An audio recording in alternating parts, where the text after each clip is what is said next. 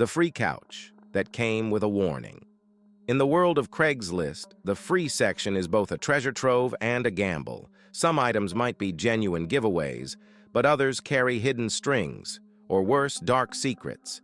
This is the story of a free couch, a desperate student, and the nightmare that unfolded.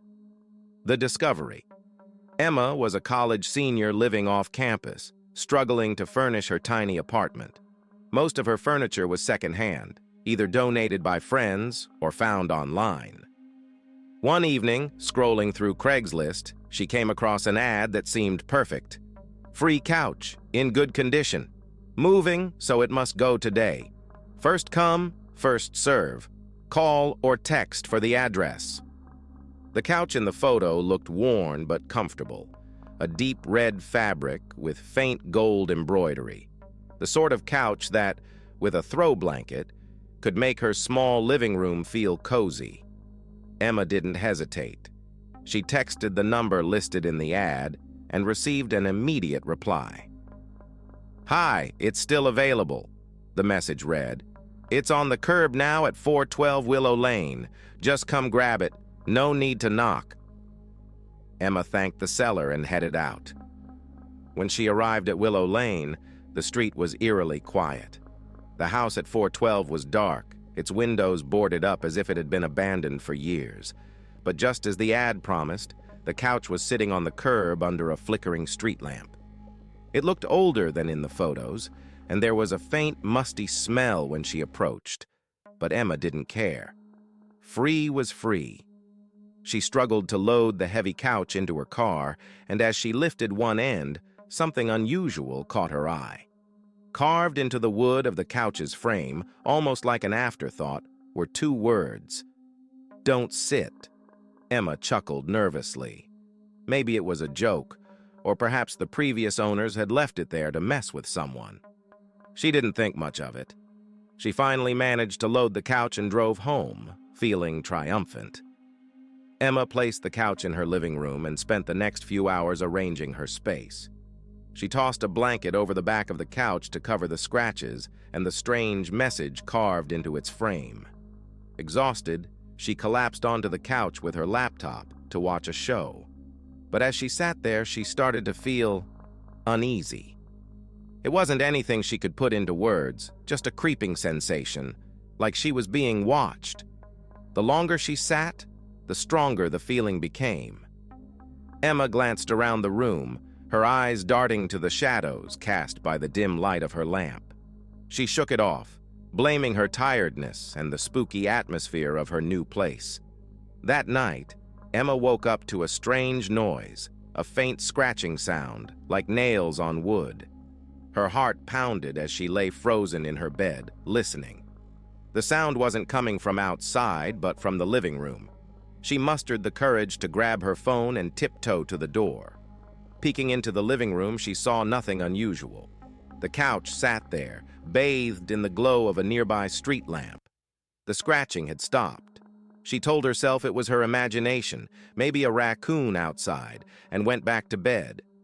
Over the next few days, Emma began to notice small, unsettling details. Things in her apartment seemed to move on their own. Her keys weren't where she left them, and her books were knocked off the shelf. The worst was the couch. Every morning she found the couch move slightly, always facing a different direction. At first she thought she might have bumped it while cleaning or moving around. But one night, determined to put her fears to rest, she took a photo of the living room before going to bed.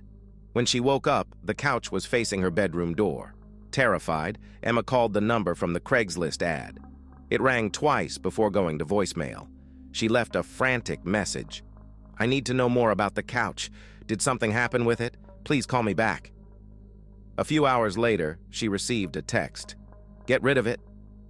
Don't sit on it. Burn it if you can." Emma stared at the message, her stomach sinking. Her fear turned to panic as she felt a cold draft pass through her apartment, though no windows were open. That night, Emma decided she couldn't stay in the apartment any longer. She left and spent the night at a friend's place. When she returned the next morning to pack her things, the couch was gone. Emma never found out who took the couch or what happened to it. The number from the ad was disconnected when she tried calling again. She searched online for similar stories but came up empty-handed.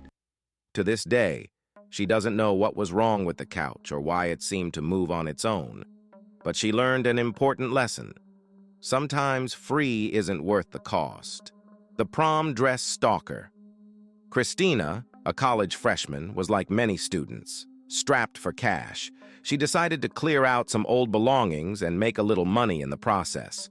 Among the items she wanted to sell was her prom dress, a beautiful garment she no longer had use for. Without giving it too much thought, she took a few photos of the dress, wrote a brief description, and posted the listing on Craigslist. To show how the dress fit, Christina included 2 photos of herself wearing it. She also left her phone number in the ad, making it easier for interested buyers to contact her. She thought nothing of it, just another harmless online sale. Within an hour of posting the ad, her phone rang. Christina answered, surprised to hear a man on the other end. His voice was raspy, his tone polite, and he explained that he was calling about the dresses she had listed.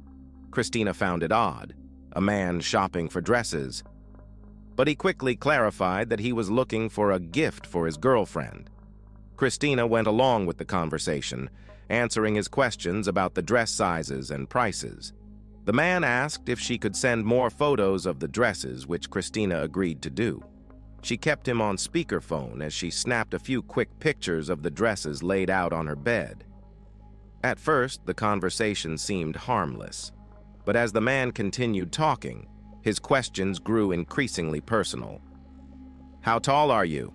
he asked casually. Christina hesitated but answered. "How does the dress fit you?" "Up there," he added, his tone slightly shifting. "What size bra do you wear?" The question sent a chill down Christina's spine. She laughed nervously and told him that wasn't relevant. The man quickly apologized, brushing it off as a misunderstanding, and continued asking about the dresses. But then he asked, "Are the dresses tight on you?" Christina's discomfort grew. She replied that some were a little tight, trying to steer the conversation back to the sale. But the next question froze her in place. "Could you send me pictures of you wearing all the dresses? It'd help me get a better idea of how they might fit my girlfriend." For a moment, Christina didn't know how to respond.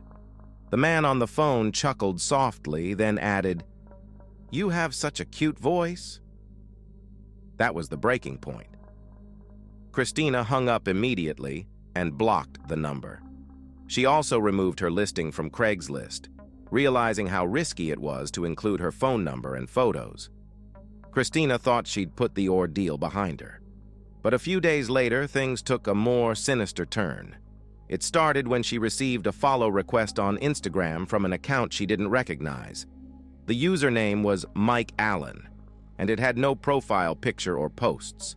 Around the same time, a Facebook account with the same name sent her a friend request. Christina declined both requests, but the coincidence unsettled her. Curious, she looked up the phone number of the man who had called her. A quick search revealed a match, Michael Allen. Panic set in as Christina realized she hadn't just encountered a creepy caller, she now had a stalker. After blocking the social media accounts, Christina started receiving calls from a no-caller ID number. At first, she ignored them, but the calls became so frequent that she had to enable the Silence Unknown Callers feature on her phone. But the harassment didn't stop there. One evening, Christina was preparing to go out when she noticed something strange outside her house. A car was parked across the street with its lights off, idling quietly. The sight made her uneasy. She called her dad, who came outside to take a look. As soon as her dad stepped onto the porch, the car's engine revved and it sped off into the night, its headlights still off. Her father, furious, decided to confront the stalker directly. He sent a threatening text to Michael Allen's number, warning him to stay away. He even tried calling the number several times, but the calls went unanswered. Eventually, he left a loud and angry voicemail. To Christina's relief, the stalking seemed to stop after that. The no-caller ID calls ceased, and the mysterious social media accounts disappeared. But the experience left her shaken. She had been lucky. Her quick thinking and her father's intervention likely scared the man off. But the ordeal served as a haunting reminder of how dangerous the internet can be, especially when it comes to sharing personal information. The free vacuum Craigslist was once a hub for buying, selling, and trading just about anything you could think of. From furniture to household appliances, it seemed like the perfect place to find hidden gems or get rid of something you no longer needed. But as the years passed, the site developed a darker reputation, with stories of scams and unsettling encounters overshadowing its original purpose. This story is one of those cautionary tales, proving that not everything advertised as free comes without a cost. Christian, a young man from Kansas City, was browsing Craigslist for some deals when he stumbled upon a simple, straightforward ad. It was listed under the For Sale by Owner section and advertised a free Dirt Devil Vision bagless canister vacuum cleaner. The post explained that the seller and their spouse had bought a new vacuum and no longer needed the old one. It even promised that the vacuum was in perfect working condition. For anyone who's moved out on their own, a working vacuum, especially one that's free, is a great find. The ad also included a phone number, which Christian used to send a polite text expressing his interest. Within minutes, he received a reply. "Hello, what's your name?" "Christian," he texted back. "What's yours?" "Jackie. Nice to meet you. The vacuum is all yours. When can you come pick it up?" The exchange seemed friendly enough. Christian asked if the seller could hold the vacuum until the next evening, and Jackie agreed. A follow-up text came the next day, asking Christian what time he planned to stop by. He replied that he could be there around 8 p.m. "Sounds good to me," came the response. "Give me a call and I'll explain how to get here." When Christian called the number, he expected to hear the voice of Jackie, the woman he'd been texting with. Instead, a man's voice answered the phone. The man introduced himself as Brock. Confused, Christian asked if Jackie was available. "No, she's not here right now," Brock replied casually.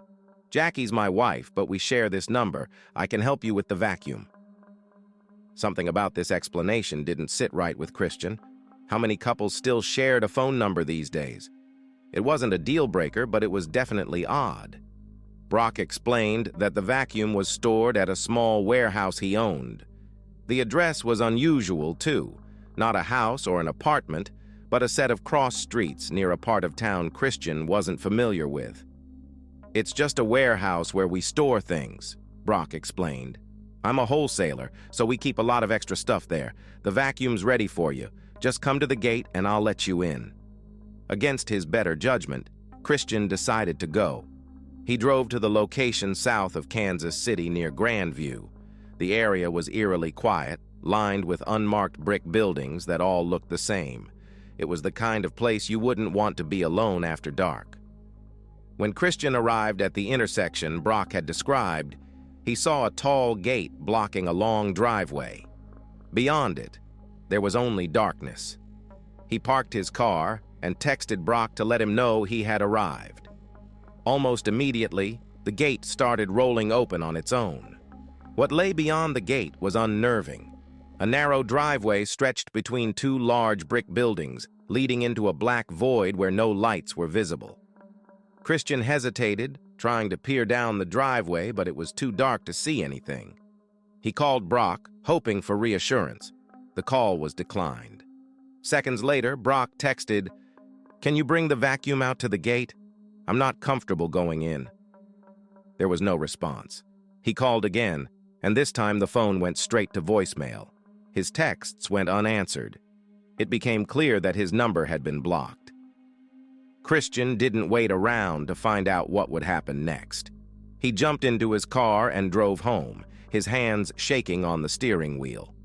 Once he was safe at home, Christian checked Craigslist to see if the ad was still up, but it had already been removed. Suspicious, he ran the phone number through a reverse lookup website, but no information came up. It was a dead end. For days, Christian couldn't shake the uneasy feeling that followed him after the encounter. What if he had ignored his instincts and walked into that dark warehouse? What if someone had been waiting for him on the other side of that gate? He'll never know for sure what could have happened. But one thing is certain.